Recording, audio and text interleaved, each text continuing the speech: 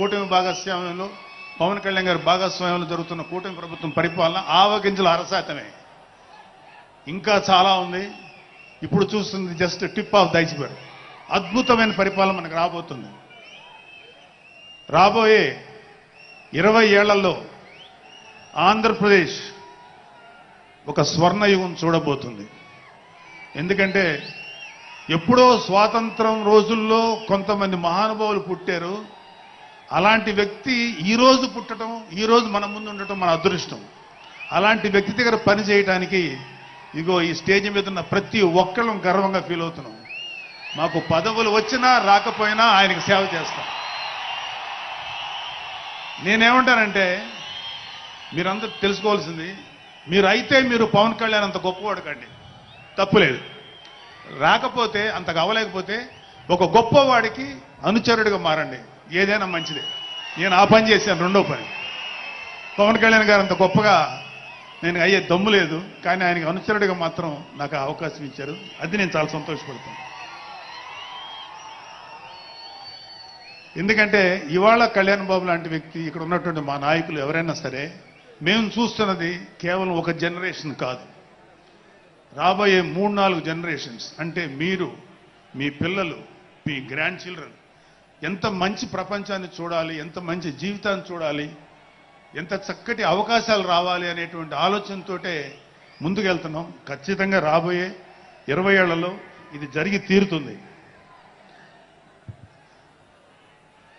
పవన్ కళ్యాణ్ గారు ఒక జనరేషన్ కోసం కాదు, రాబోయే 2-3 జనరేషన్ల కోసం కూడా ఆలోచించగలిగేటువంటి గొప్ప నాయకుడు.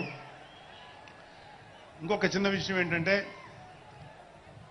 నాకు ఎమ్మెల్సీగా అవకాశం ఇచ్చినటువంటి మన ప్రెసిడెంట్ పవన్ కళ్యాణ్ గారికి నా హృదయపూర్వక కృతజ్ఞతలు.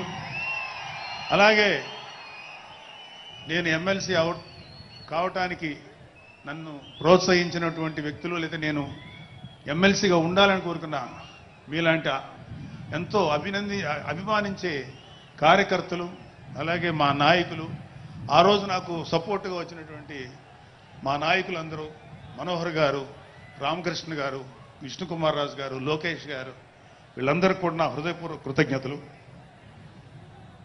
అంటే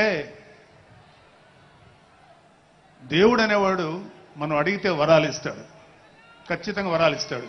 కానీ అడగకుండానే వరాలు ఇచ్చేవాడు పవన్ కళ్యాణ్. అతను ఏమని పిలవాలో మీరే డిసైడ్ చేసుకోండి. చివరగా ముఖ్యమైన విషయం ఏంటంటే,